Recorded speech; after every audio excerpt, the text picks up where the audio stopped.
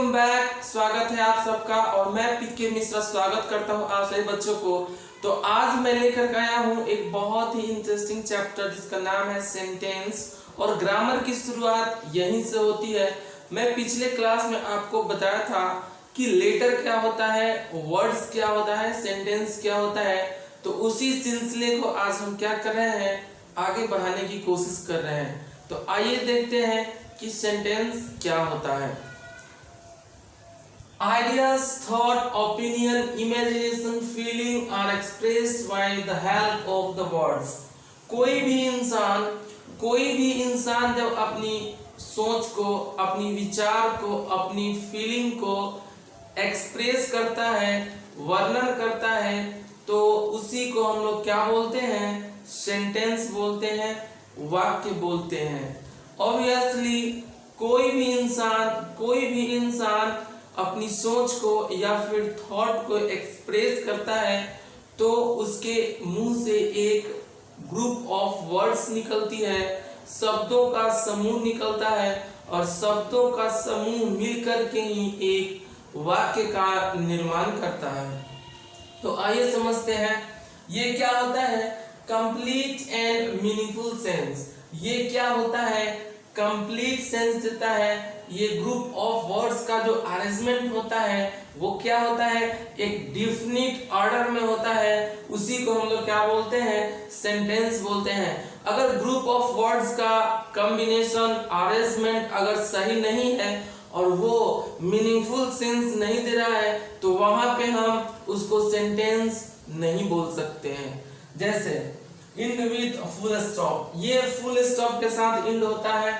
जैसे मैंने एग्जांपल लिया और बोला कि ये एक डेफिनिट ऑर्डर में क्या होता है, अरेंजमेंट रहता है किसका, ग्रुप ऑफ वर्ड्स का, तब ही हम उसको सेंटेंस बोल सकते हैं। अदरवाइज हम उसको सेंटेंस कभी नहीं बोल सकते हैं। जैसे मैंने लिखा द प्लीज शुड डोर, तो यहाँ क्या हो रहा है, एक कंप्लीट अरेंजमेंट ऑफ वर्ड्स नहीं आ रहा है, इसका मीनिंग भी कंप्लीट नहीं आ रहा है। तो यहाँ पे हम इसको वाक्य नहीं कर सकते हैं क्योंकि अपने आप में ये एक कंप्लीट मीनिंगफुल सेंस नहीं दे रहा है। अगर इसको समझाने की कोशिश करें तो हम लिख सकते हैं प्लीज शट द डोर। अब इसका जो वर्ड्स ऑफ अरेंजमेंट है, ये वर्ड्स ऑफ अरेंजमेंट है, यहाँ पे एक डेफिनिट ऑर्डर में है, इसलिए हम इसको क्या बोलते हैं, सेंटेंस बोलते हैं। दूसरा देखते हैं the moves earth the sun round. ये तो बिल्कुल क्या है, एक कंप्लीट मीनिंगफुल वर्ड नहीं है, एक कंप्लीट मीनिंगफुल सेंटेंस नहीं है। इसको हम लोग अगर अरेंज करने की कोशिश करें तो देखिए कैसे होता है। तो इसको करते हैं the earth moves round the sun। तो यहाँ पे क्या हुआ, हमारा कंप्लीट मीनिंग हुआ और इसी को हम लोगों ने क्या बोला, सेंटेंस बोला। तो इस तरह से हम लोग सेंटेंस को पढ़ते हैं। Ideas, thought, opinion, imagination, feeling are expressed by the help of the words. किसी भी वर्ड्स की सहायता से हम अपनी सोच को, विचार को क्या करते हैं, प्रकट करते हैं, बोलते हैं। उसी को हम लोग क्या बोलते हैं, द सेंटेंस बोलते हैं। ठीक है, तो आइए देखते हैं इसका कितना टाइप होता है, क्या क्या टाइप होता है, कैसे कैसे पढ़ना होता है। तो आइए देखते हैं इसका। तो आइए देखते हैं काइंड्स ऑफ सेंटेंसेस। सेंटेंसेस के कितने प्रकार होते हैं, सेंटेंस कितने प्रकार के होते हैं, उनका यूज कैसे होता है, और हम किसी भी सेंटेंस में जब किसी फैक्ट को या फिर किसी इवेंट को डिस्क्राइब करते हैं तो वहां पे हम लोग क्या करते हैं, एडजेक्टिव सेंटेंस का यूज करते हैं। और ये एडजेक्टिव सेंटेंस केवल स्टेटमेंट बनाने का काम करता है और वो स्टेटमेंट हमारा अफर्मेटिव हो सकता है या फिर निगेटिव हो सकता है। तो आइए देखते हैं इसके अंदर का खेल समझते हैं। assertive sentence, an assertive sentence makes only a statement। इसका जो स्टेटमेंट होता है वो अफर्मेटिव यानी कि पॉजिटिव भी हो सकता है और वो निगेटिव भी हो सकता है। और इसका स्ट्रक्चर देखते हैं क्या होता है। स्ट्रक्चर बनाया मैंने subject plus V1 S ES बनाकर ES इसमें ऐड करके हमने इसको क्या बनाया, सिंगुलर बनाया। और यहाँ पे लिखा अदर वर्ड या फिर ऑब्जेक्ट। तो अदर वर्ड करने का मतलब यहाँ पे ऑब्जेक्ट भी आ सकता है या फिर सब्जेक्ट कॉम्प्लीमेंट भी आ सकता है। तो सब्जेक्ट कॉम्प्लीमेंट की बात हम आगे करेंगे। जैसे मैंने यहाँ पे एक वाक्य लिखा, सेंटेंस लिखा, he reads book. He reads book. तो ही रीड्स बुक से क्या हुआ, ये मैंने एक स्टेटमेंट बनाया कि वह किताब पढ़ता है, वह किताब पढ़ता है। अगर मैं इसको लिखूं तो आप लिख सकते हैं यू रीड बुक, यानी कि तुम किताब पढ़ते हो या तुम लोग किताब पढ़ते हो। ठीक है, तो ये स्टेटमेंट बनाने वाली काम हो गई। दूसरा स्ट्रक्चर देखते हैं, कहता है subject plus is am are V4 plus other word. V4 का मतलब क्या हुआ, वर्ब के बेस फॉर्म में जब हम ing का यूज करते हैं उसी को हम लोग बोलते हैं V4। यस, तो इसको समझने की कोशिश करेंगे वर्ब में।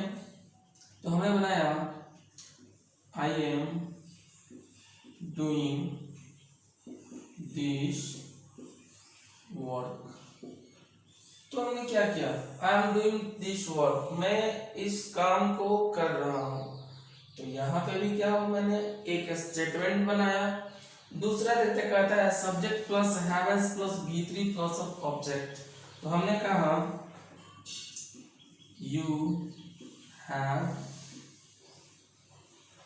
you have done this work।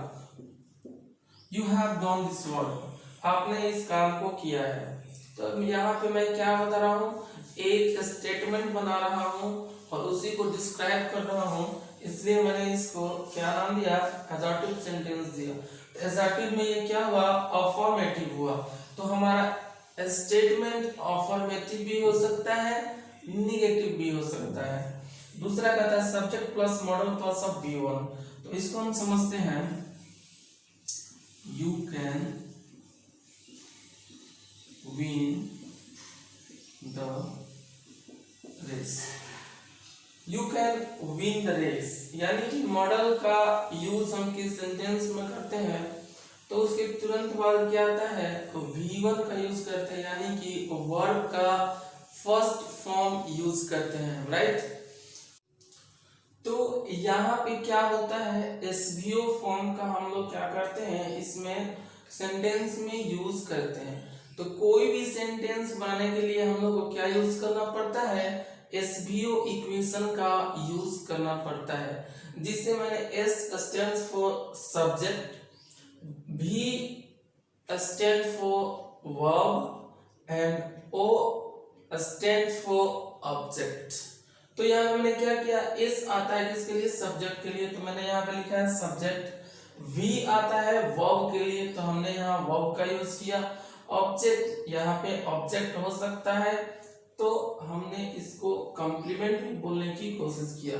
तो जब अगले क्लास में मैं पढ़ाऊंगा, अगले क्लास में जब पढ़ाऊंगा तो वहां आपको बताऊंगा कि सब्जेक्ट कॉम्प्लीमेंट क्या होता है, प्रेडिकेट क्या होता है, राइट। अगले क्लास में हम लोग चर्चा करेंगे।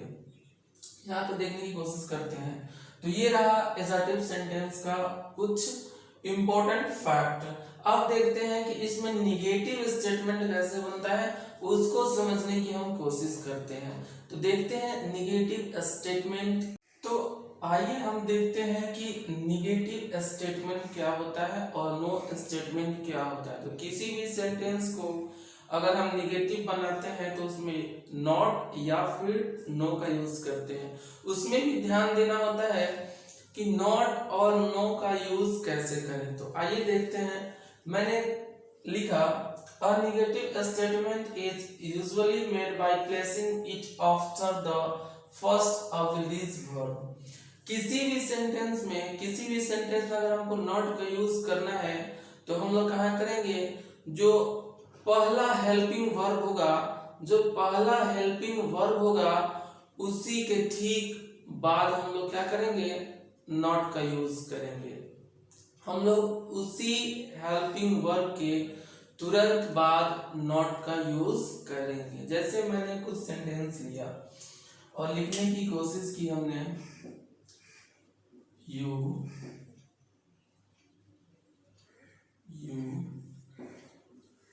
Do not study well. दूसरा सेंटेंस लिया, he does not read well। हमने दो सेंटेंस लिया और इसको निगेटिव बनाने की कोशिश किया। तो डू क्या करता है, हेल्पिंग वर्ब की तरह काम करता है। डू कैसे करता है, हेल्पिंग वर्ब की तरह काम करता है। मैं समझाने की कोशिश कर रहा हूं यहाँ। जैसे मैंने लिखा डू, डिड, डॉज, ये क्या होता है, ये हेल्पिंग वर्ब की तरह काम करता है। ये काम करता है हेल्पिंग वर्ब की तरह, ये प्लूरल की तरह यूज होता है। और इसी में हम लोग एस या ईएस जोड़ के किसी भी वर्ब को एस या ईएस जोड़ के हम उसको क्या बनाते हैं, सिंगुलर बनाते हैं। कोई भी वर्ब का बेस फॉर्म वो क्या होता है, प्लूरल होता है। तो क्या करते हैं इसमें, हम एस और ईएस जोड़ के इसको सिंगुलर बनाने की कोशिश करते हैं, थर्ड पर्सन के साथ प्रेजेंट में यूज करते हैं। और इसका हम लोग फर्स्ट पर्सन सिंपल प्रेजेंट के साथ हम लोग यूज करते हैं। और इसका हम सिंपल प्रेजेंट में थर्ड पर्सन के साथ यूज करते हैं। और डीड का जो हम लोग यूज करते हैं वो V2 यानी कि पास्ट फॉर्म में हम लोग सिंपल पास्ट के लिए डीड का यूज करते हैं। किसमें, हेल्पिंग वर्ब में। तो मैंने यहाँ लिखा you do not study well. इसका कहने का मतलब हुआ कि ये डू जो है हेल्पिंग वर्ब की तरह काम किया और इसके तुरंत बाद हमने नॉट का यूज किया और यहाँ पे हमारे सामने V1 आया और ये वेल ऑब्जेक्ट की काम किया। You do not study well, तुम अच्छे से नहीं पढ़ते हो। He does not read well, he doesn't read well, वह अच्छे से नहीं पढ़ता है। और इसका स्टडी और रीड दोनों में अंतर होता है। रीड हम किसी स्टोरी को करते हैं या फिर न्यूज़पेपर को करते हैं, और स्टडी क्या करते हैं, हम अपनी अध्ययन को ग्रहण करते हैं, उसको हम बोलते हैं स्टडी। और रीड का मतलब होता है न्यूज़पेपर, या फिर हम क्या करते हैं, कोई स्टोरी पढ़ते हैं तो उसको हम क्या बोलते हैं, रीड बोलते हैं। तो यहाँ देखने की कोशिश कीजिएगा, आप यहाँ थर्ड पर्सन का देख रहे हैं, सिंगुलर है। इसके साथ आप इसमें एस और ईएस जोड़ करके बनाने की गलती नहीं कीजिएगा, क्योंकि डू, डिड या डॉज के बाद वर्ब का हमेशा हम लोग फर्स्ट फॉर्म यूज करते हैं। ये ध्यान देने की बात है, आगे मैं सब सिखाऊंगा। दूसरा देखते हैं, दूसरा कहता है some words act as negative। उसमें आपको ये निगेटिव की तरह दिखेगा, ये आपको निगेटिव की तरह लगेगा ही नहीं कि ये निगेटिव है, लेकिन ये सारे वर्ड अपने आप में ही निगेटिव है। इसको ध्यान दीजिएगा और अच्छे से पढ़ने की कोशिश कीजिएगा, क्योंकि ये वर्ड का यूज हम लोग क्वेश्चन टैग में करेंगे और ये वर्ड किसी भी सेंटेंस से मिल करके उसको निगेटिव बनाने की कोशिश करता है। तो इस बात पे आप लोग ध्यान देने की कोशिश कीजिएगा। जैसे हमने लिखा सेल्डम को उठाया, बहुत ही फेमस वर्ड है सेल्डम। तो मैंने लिखा बार्किंग डॉग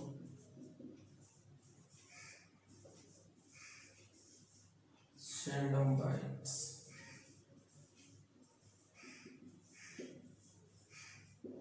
ये एक क्या है, फ्रेज है। ये क्या है, फ्रेज है। इसका अर्थ होता है जो गरजता है वो बरसता नहीं है, जो गरजता है वो बरसता नहीं है, उसी को बोलते हैं बार्किंग डॉग सेल्डम बाइट्स। या इसका सेकंड अर्थ निकालते हैं जो भौंकता है वो काटता नहीं।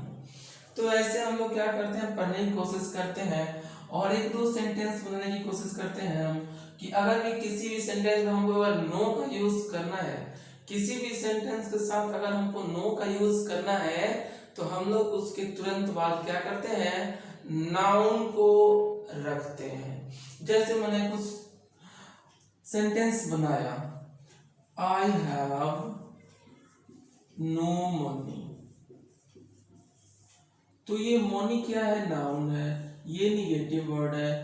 तो हम लोग क्या करते हैं, हेल्पिंग वर्ब के तुरंत बाद नो या नॉट का यूज करते हैं। लेकिन ध्यान रखने वाली बात ये होती है कि हम लोग नो का जब भी यूज करेंगे उसके तुरंत बाद क्या आता है, नाउन का यूज होता है। एक और सेंटेंस हमने बनाने की कोशिश किया, यू हैव नो कार। अब चाहे तुम जितना टेंस बना लो, तुम जितना चाहो टेंस इस पे सेंटेंस बना सकते हो। Sorry, you have no car, you have no pen, you have no book. कहने का सेंस ये हुआ कि इस स्ट्रक्चर पे आप कितना भी क्या करते हैं, सेंटेंस बना सकते हैं। और ये ध्यान रखिएगा कि नो के बाद जब भी यूज होगा किसका होगा, नाउन का यूज होगा। और इस नट के बाद जब भी यूज होगा क्या चीज का यूज होगा, वर्ब का यूज होगा।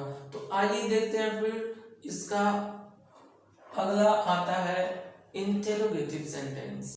तो आइए देखने की कोशिश करते हैं कि इंटेरोगेटिव सेंटेंस क्या होता है। इंटेरोगेटिव सेंटेंस क्या होता है उस पर थोड़ा गौर कीजिएगा आप सब।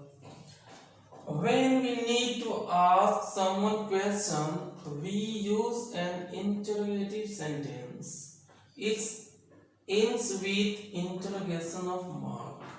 कहने का अर्थ ये हुआ कि अगर हम किसी से क्या करते हैं, कोई क्वेश्चन पूछते हैं, कोई भी क्वेश्चन पूछते हैं और उससे हम ये उम्मीद रखते हैं कि वो रिप्लाई देगा, तो हम कोई भी अगर सेंटेंस बोले और उसका रिप्लाई हमें यस या फिर नो में मिले तो वो क्या होता है, इंटरोगेटिव सेंटेंस होता है।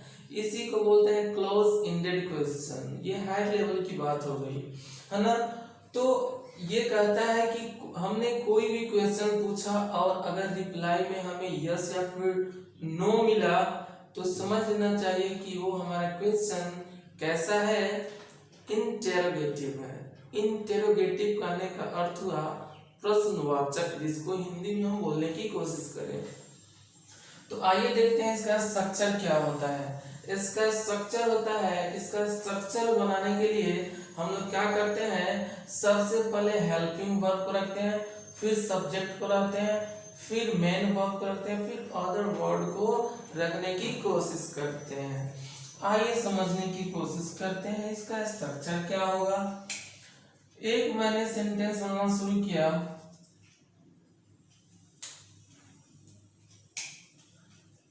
Do you no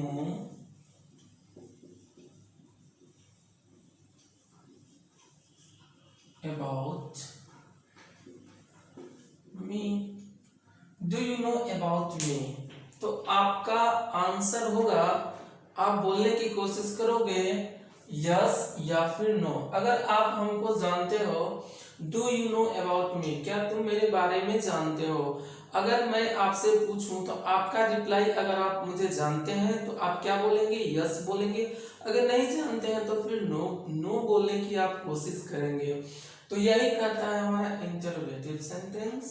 interrogative sentence क्या होता है, और ये हमेशा इंट्रोगेशन मार्क के साथ क्या होता है, एंड होता है। ये बातें अपनी दिमाग में खोलकर बैठा लो, right. Do you know about me मैंने बोलने की कोशिश की। एक दूसरा सेंटेंस बना लेते हैं फिर,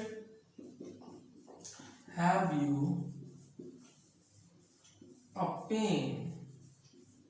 अगर आपके पास पेन है तो आप बोलने की कोशिश करोगे यस या फिर नो। तो इसका पैटर्न देखने की हम कोशिश करें तो क्या आया, हैव आया, यानी कि हेल्पिंग वर्ब की तरह काम किया।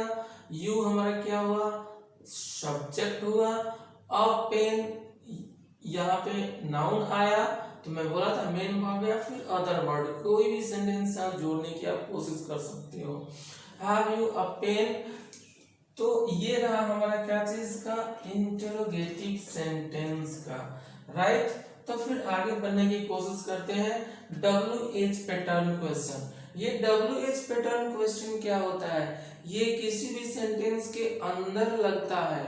ये WH पैटर्न क्वेश्चन जो होता है ये WH पैटर्न वर्ड जो होता है वो क्या होता है, किसी क्वेश्चन के अंदर में लगता है और वो उससे क्या करता है, एक प्रोसेस, मेथड या फिर सिलेक्शन या फिर एडवर्ब ऑफ टाइम या एडवर्ब ऑफ प्लेस या मैनर जानने की कोशिश करता है। जैसे मैंने कुछ यहाँ पे वर्ड लिया, who, whom, whose, what, which, where, when, why, how, ये सारे वर्ड्स क्या करते हैं, WH पैटर्न्स हैं जो कंफर्मेशन लेते हैं किसी भी सेंटेंस के अंदर लगकर। जैसे मैंने कहा who, whom, what, ये तीनों का, ये हमारा तीनों वर्ड जो है, सॉरी फॉर दैट, whom और what, ये क्या करता है, ये सब्जेक्ट या फिर ऑब्जेक्ट का पता लगाने के लिए हम लोग यूज करते हैं। ये तीनों वर्ड क्या करता है, सब्जेक्ट या ऑब्जेक्ट का पता लगाता है। जैसे मैंने एक सेंटेंस लिखा, मैंने यहाँ पे एक सेंटेंस लिखा, गौर कीजिएगा, प्रिया कॉल्ड रानी। मैंने यहाँ लिखा प्रिया कॉल्ड रानी। अब मैं बोलूं प्रिया कॉल्ड whom, तो इसका whom से मैंने क्या किया, कन्फर्मेशन का पता लगाया, तो हमारा आया रानी। रानी क्या है, यहाँ ऑब्जेक्ट की तरह काम कर रही है। अब मैं बोलूं कि who called Reena, who called Rani, sorry Rani है, who called रानी, तो यहाँ पे आपका आंसर होगा प्रिया कॉल्ड रानी। हु मतलब कौन, मतलब कौन रानी को बुलाया। तो यहाँ पे हु, whom या फिर what से हम लोग क्या करते हैं, सब्जेक्ट या ऑब्जेक्ट की पता लगाते हैं। मैं हर चीज आपको बताऊंगा जब सिलेबस को फंक्शनल ग्रामर जहाँ शुरू करूंगा, वहाँ क्या आपको बहुत ही अच्छे से फुली डिटेल्स में बताने की कोशिश करूंगा। और मैं एक ऐसा यूट्यूबर्स नहीं हूँ कि छोटे छोटे क्या करें, छोटे छोटे चीज को बता कर लड़कों का मन बहले, मैं वैसा नहीं पढ़ाता हूँ। मैं जब भी पढ़ाता हूँ आपको ये फील नहीं होगा कि आप मेरे सामने बैठकर नहीं पढ़ रहे हो। मैं हर एक चीज को डिटेल्स में बताने की कोशिश करता हूँ और जहाँ तक ये चाहता हूँ कि मेरे द्वारा किसी बच्चे की हेल्प हो जाए, बस यही एक मेरा मकसद है पढ़ाने का। मैं कोई इंस्टीट्यूट का टीचर नहीं हूँ और ना ही मैं कहीं क्लास कराता हूँ। बस मेरा एक ये हेल्प है उन बच्चों के लिए जो बिहार के अंदर अपने घर बैठकर इंग्लिश को समझ सके, पढ़ सके। तो ये मैंने काम शुरू किया है। और देखते हैं हुज मीन्स होता है किसका, पोजीशन का पता लगाने के लिए हम लोग हुज का यूज करते हैं। व्हाट का तो बता दिया। विच का यूज करते हैं सिलेक्शन के लिए, विच का पता करते हैं सिलेक्शन के लिए। वेयर का प्रयोग करते हैं, विच का मतलब होता है किसका, वेयर का मतलब होता है कहाँ। ये एडवर्ब ऑफ प्लेस है, इसको हम लोग जगह का पता लगाने के लिए करते हैं। वेयर का प्रयोग इसको बोलते हैं एडवर्ब ऑफ प्लेस। व्हेन ये क्या है, एडवर्ब ऑफ टाइम का बताता है। ये व्हेन एडवर्ब ऑफ टाइम का इंडिकेट देता है। इसका मतलब होता है जब या कब। ये किसी भी सेंटेंस में यूज के आधार पे हम लोग क्या करते हैं, उसका सेंस निकालते हैं। वाई का मतलब होता है किसी भी रीजन का पता लगाने के लिए हम लोग क्या करते हैं, वाई का यूज करते हैं। हाउ का मतलब होता है किसी भी चीज के बारे में हम लोग मैनर या फिर मैनर को पता लगाने के लिए, तरीका को पता लगाने के लिए हम लोग हाउ का यूज करते हैं। तो ये रहा इंटेरोगेटिव सेंटेंस का एक छोटा सा इंट्रोडक्शन। फिर आगे देखते हैं ऑप्टेटिव सेंटेंस क्या होता है, उसके बाद एक्सक्लेमेटरी सेंटेंस क्या होता है, इंपेरेटिव सेंटेंस क्या होता है। तो आइए यहाँ पे देखने की कोशिश करते हैं इंपेरेटिव सेंटेंस।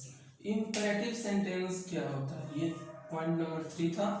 इंपेरेटिव सेंटेंस ये होता है, इस सेंटेंस के माध्यम से हम लोग क्या करते हैं, इस सेंटेंस को बोल करके किसी पे हम क्या आदेश देते हैं, किसी को मनाही करते हैं, कोई भी काम करने के लिए मना करना होता है या फिर किसी को सलाह देना होता है, उसके लिए हम लोग क्या करते हैं, हम लोग इम्पेरेटिव सेंटेंस का यूज करते हैं। किसी भी व्यक्ति को अगर रिक्वेस्ट, कमांड या फिर ऑर्डर या उसको एडवाइस अगर दे रहे हैं तो उसके लिए हम लोग क्या यूज करते हैं, इम्पेरेटिव सेंटेंस। जैसे मैंने बोला कि डोंट प्लॉक द फ्लावर, मैंने बोला डोंट प्लॉक द फ्लावर, इससे क्या हुआ, इससे क्या हुआ, मैंने उसको मना किया, मैंने उसको मना किया यानी कि प्रोहिबिटेशन किया, निषेधात्मक वाक्य बोल करके उसको मना किया और वहां पे मैंने बोला डोंट प्लॉक द फ्लावर। इसका कहने का अर्थ हुआ कि फूल मत तोड़ो, फूल मत तोड़ो। तो यहाँ पे मैंने क्या किया, उसको मनाही के सेंस में, मना करने के सेंस में हमने उसको यूज किया और इसी का डेफिनेशन निकल कर आया, when we need to express some order, request, advice and prohibition, we use an imperative sentence, right? जैसे मैंने यहाँ पे लिखा come on time, come on time का मतलब क्या हुआ, मैंने उसको ऑर्डर दिया, कमांड किया यानी कि आदेश दिया कि तुम समय पर आओ, तुम समय पर आओ, यानी कि इसमें होता क्या है, इम्पेरेटिव सेंटेंस में यू अंडरस्टूड होता है, ये ध्यान देने की आप कोशिश कीजिएगा। इसमें इस सेंटेंस में यू अंडरस्टूड होता है और ये आपको बहुत ही हेल्प करने वाला है जहां आप पढ़िएगा नरेशन। और नरेशन एक ऐसा चैप्टर है जिसके अंदर स्टेट लेवल एग्जाम हो या फिर SSC, CGL, CPO, AFCAT, NDA, CDS, UPSC, कोई भी एग्जाम हो, ये बहुत ही इसका एक विचित्र रूप देखने को मिलता है। क्या चीज में, एसएससी के एग्जाम में। आपका एसएससी के एग्जाम या फिर सीएचएसएल हो या सीजीएल हो, सीजीएल का जो होता है मेंस, उसमें तो 30, 35, 40 नंबर तक का क्वेश्चन रहा है। क्या चीज से, नरेशन से। तो नरेशन देखने की आप लोग कोशिश कीजिएगा क्योंकि ये बोर्ड एग्जाम में भी बहुत ही इसका इम्पोर्टेंट रोल अदा होता है। जैसे इस सेंटेंस का यूज वहीं पे नरेशन में यूज होगा। तो मैं एक अभी से बेस बना रहा हूं कि ताकि आप लोगों को वहां चलकर ये समझने में कोई भी दिक्कत या फिर परेशानी ना हो, सर का दर्द ना बने, इसलिए मैं इस सारे बेसिक बातों को धीरे धीरे पढ़ाने की कोशिश कर रहा हूं और सिलसिले को आगे बढ़ाने की कोशिश कर रहा हूं। और यहाँ पे आप दीजिएगा ध्यान कि यू यहाँ पे क्या होता है, अंडरस्टूड होता है। मैंने कहा कम ऑन टाइम, तो कम ऑन टाइम से क्या हुआ, हमने इसको ऑर्डर दे दिया, कमांड कर दिया। Help the poor, help the poor का मतलब हुआ हमने इसको क्या किया, एडवाइस दे दिया, एडवाइस दे दिया। तो ध्यान दीजिएगा एडवाइस और एडवाइस में अंतर होता है।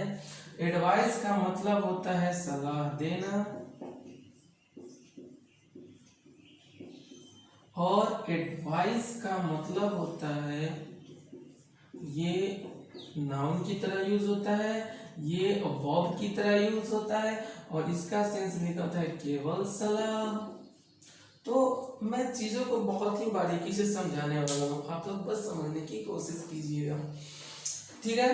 तो ये एडवाइस हुआ और वो एडवाइस हुआ, इसमें ज का साउंड निकलता है, उसमें स का साउंड निकलता है।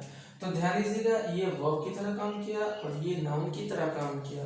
फिर अगला मैंने बोला डोंट प्लॉक द फ्लावर, इससे क्या किया, मैंने किसी को मना किया, निषेध किया, तो हमने यहाँ किया प्रोहिबिटेशन, प्रोहिबिट किया। Right. Please lend me 50 rupees. इससे मैंने क्या क्या रिक्वेस्ट किया। चीजों को बहुत ही बारीकी से समझने की कोशिश कीजिएगा, बहुत ही मजा आने वाला है। Never tell a lie. Never tell a lie का मतलब क्या हुआ, इससे हमने क्या किया, इसको एडवाइस दिया कि बेटा तुम कभी झूठ मत बोलो, झूठ बोले कौवा काटे। तो झूठ नहीं बोलना चाहिए, हमको झूठ नहीं बोलना चाहिए, हमको क्या किसी भी इंसान को झूठ नहीं बोलनी चाहिए। तो ये रहा हमारा क्या इंपेरेटिव सेंटेंस का स्ट्रक्चर। और इसमें आप लोग देखिएगा यू अंडरस्टूड रहता है, और मैं आपको इसी कोई भी सेंटेंस है, कोई भी वर्ड हो, कोई भी सेंटेंस में कोई भी वर्ड यूज हो, जैसे मैंने यहाँ लिख दिया गो, तो गो क्या हुआ, ये खुद अपने आप में इंपेरेटिव सेंटेंस है। V1 का कोई भी फॉर्म होता है यूज तो क्या होता है, गो हो गया, कम हो गया, ईट हो गया, जो हो गया, समझो कि वो क्या है, इंपेरेटिव सेंटेंस के अंदर आता है। जैसे गो, तो गो तो इंपेरेटिव सेंटेंस में क्या होता है, यू अंडरस्टूड रहता है, तो यू गो, तुम जाओ, ऑर्डर दे दिया। तो चीजों को बहुत बारीकी से समझेंगे, बहुत ही बारीकी से समझने वाले हैं। और मैं उन बच्चों के लिए इतना आसान बना दूंगा इंग्लिश से खेलना कि हर बच्चा इंग्लिश से खेलने लगेगा। रटने की कोई जरूरत नहीं है, बस पढ़ने की जरूरत है, मेरे साथ मस्ती में झूमने की जरूरत है इंग्लिश के साथ, राइट। तो फिर ये इंपेरेटिव सेंटेंस समझेगा। फिर देखते हैं इसके बाद अगला जो सेंटेंस है वो क्या है। तो आइए यहाँ पे देखने की कोशिश करते हैं point 4 number, optative sentence. Optative sentence क्या कहता है, ऑप्टेटिव सेंटेंस ये कहने की कोशिश करता है कि to express a wish prayer cause to someone we use optative sentence। अगर किसी व्यक्ति के बारे में या फिर किसी भी व्यक्ति को हम लोग क्या करते हैं, विश करते हैं, शुभकामना देते हैं, या फिर उसके लिए प्रार्थना करते हैं, या फिर उसी को शाप देते हैं, अभिशाप दे देते हैं, उसी सेंटेंस को एक्सप्रेस करने के लिए हम लोग यूज करते हैं ऑप्टेटिव सेंटेंस की। तो देखते हैं इसका स्ट्रक्चर क्या होता है। ends with exclamation mark, इसी को हम लोग बोलने की कोशिश करते हैं exclamation mark, राइट। तो इस सेंटेंस का जो अंत होता है एक्सक्लेमेशन वर्ड के साथ एंड होता है। मैंने यहाँ पे लिखने की कोशिश किया wish you a happy new year, wish you a happy new year, wish you a happy Rakshabandhan. अभी रक्षाबंधन आने वाला है, तो आप क्या किसी को शुभकामना दे सकते हो ऐसे ऐसे सेंटेंस बोलकर। तो आपने यहाँ पे क्या किया, किसी को विश किया, राइट, आपने विश कर दिया। मे सक्सेस किस योर फीट, सफलता आपकी कदम को चूमे। आप बोलते हैं ना कि बाय लिप्स एंड बॉन्ड्स, दिन दूनी रात चौगुनी, आपकी लाइफ दिन दूनी रात चौगुनी बढ़े। तो हम लोग क्या करते हैं यहाँ, उसके लिए प्रे करते हैं। उसके लिए क्या किया हमने, प्रेयर किए। मे यू लिव लॉन्ग, आपकी उम्र लंबी हो, इसके लिए भी हम लोग क्या किए, प्रे किए। और एक बहुत ही प्यारा वर्ड आया, may that building collapse, may that building collapse. किसी से आप झगड़ा करते हो, किसी से आपको दुश्मनी होती है, या फिर बहुत आशिकों की तो यूं घंटी बजती है, तो फिर कहती है उसकी महबूबा कि go to hell, go to hell. तो यहाँ पे हमने बताने की कोशिश किया मे दैट बिल्डिंग कोलैप्स, यानी कि वह मकान धस जाए, धस जाए, ध्वस्त हो जाए। कोलैप्स का मतलब होता है टकरा कर ध्वस्त हो जाना, बर्बाद हो जाना, उसी को कहते हैं। तो यहाँ पे क्या किए, हम कर्स कर दिए, यानी कि किसी को अभिशाप कर दिए। तो एक बात ध्यान रखने वाली बात है कि हम लोग मे का यूज किसी को क्या करते हैं, विश के लिए करते हैं, और यहीं पे मे का यूज इंटरोगेटिव की तरह होता है। तो ध्यान देने वाली बात होगी, इसको थोड़ा मैं हटाने की कोशिश करूं तो कैसा रहेगा, किसको हटाऊं, चलो खैर कोई नहीं, यहीं पे लिख देता हूं मैं, राइट। मैंने लिखने की कोशिश किया, मे आई यूज योर पेन। तो यहाँ पर देखिए मे का यूज कैसे हुआ, इंटरोगेटिव की तरह यूज हुआ, मे का यूज इंटरोगेटिव की तरह यूज हुआ। और यहीं पे मे का देखें तो क्या चीज का, विश या फिर प्रेयर के लिए, ये प्रेयर के लिए क्या हुआ, मे का यूज हुआ। और विश तो खैर अपने विश तो विश है ही। तो इस तरह से हमने क्या किया, मे का यूज क्या करने के लिए, प्रे करने के लिए या फिर इंट्रोगेटिव के लिए यूज किया जाता है। तो ये थोड़ी सी ध्यान देने वाली बात होगी, इससे आपकी सेहत तंदुरुस्त रहेगी, आप बहुत ही हेल्दी रहोगे ये देखकर, ठीक है। तो आइए पांचवा देखते हैं, उसको बोलते हैं एक्सक्लामेटरी सेंटेंस। ये मैं बार बार करने की कोशिश कर रहा हूँ, इसको आप याद करने की कोशिश कीजिएगा, पढ़ने की कोशिश कीजिएगा, याद हो ना हो बस इसकी भाषा को समझने की कोशिश कीजिएगा, क्योंकि नरेशन में ये इस पांचों का यूज होता है बहुत ही धड़ल्ले से, स्टेट बोर्ड हो या फिर आपका कोई भी कॉम्पिटिटिव लेवल हो वहां। अब यहाँ पे हम देखने की कोशिश करते हैं क्या, एक्सक्लामेटरी सेंटेंसेस। तो एक्सक्लामेटरी सेंटेंसेस क्या होता है उसको थोड़ा गौर करने की कोशिश कीजिएगा। When we use need to express some strong and sudden feeling of surprise, sorrow, joy, anger, regret, hatred। इसे करने का अर्थ क्या हुआ कि किसी भी सेंटेंस के अंदर अगर आप सडन फीलिंग करने का अर्थ क्या हुआ, मतलब कि ये आप सोच कर फील नहीं कर सकते, आप सोच कर फील नहीं कर सकते। आपके सामने अगर सडन आ जाए स्नेक, तो आपकी इंप्रेशन क्या होगी, आपकी एक्सप्रेशन क्या होगी, डरने वाली होगी, सरप्राइज वाली होगी। अगर आपके सामने एक बहुत ही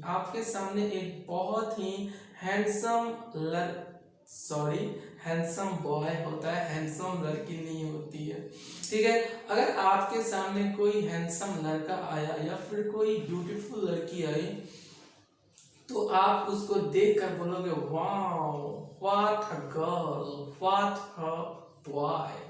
तो इससे क्या होता है, एक सडन फीलिंग आती है, आप इसको सोच करके फील नहीं कर सकते। तो इसी सेंटेंस में हम लोग क्या यूज करते हैं, एक्सक्लामेटरी सेंटेंसेस। इसका बहुत ही यूज होने वाला है नरेशन में, बार बार बोल रहा हूँ, आप देखने की कोशिश कीजिएगा, ठीक है। तो इसका मतलब होता है सडन फीलिंग ऑफ सरप्राइज, आश्चर्य हो, दुख हो, हंसी खुशी हो। अगर आपके सामने क्या हुआ, आपके सामने कोई आपसे बात कर रहा है और वहीं पे मर गया, तो उसके लिए क्या आप दुखी हो गए, सौरो हो गए फिर, या फिर आप कोई काम करें, आपके सामने एक सुंदर सी लड़की आकर आपके सामने गाना गाने लगी, तो आप क्या करोगे, खुश हो जाओगे, जॉय करोगे। एंगर, अगर आपको कोई झगड़ा कर रहा है या आपके बारे में आप बैठ कर पढ़ रहे हैं, कोई सामने से आया और क्या हुआ, कुछ बोल दिया, तो पढ़ते पढ़ते उस पर एंगर हो गए, गुस्सा हो गए, ठीक है। रिग्रेट मतलब क्या होता है, पश्चाताप करना। मैं लिख रहा हूँ, ये मेरा पेन टूट गया, ओ माय गॉड, मेरा तो पेन ही टूट गया, मैं क्या करूं, अब पछतावा हो रही है। हेटर्ड का मतलब होता है घृणा करना। आप किसी को क्या हुआ, आप किसी से झगड़ा किए या कोई ऐसा चीज देख लिया जिससे आपके अंदर घृणा पैदा हो गई, यानी कि सडन फीलिंग हो गई घृणा की, ठीक है। तो उसी को हम बोलते हैं एक्सक्लामेटरी सेंटेंसेस। तो इसका स्ट्रक्चर होता है हाउ प्लस एडजेक्टिव या फिर what plus adjective plus of noun, ठीक है।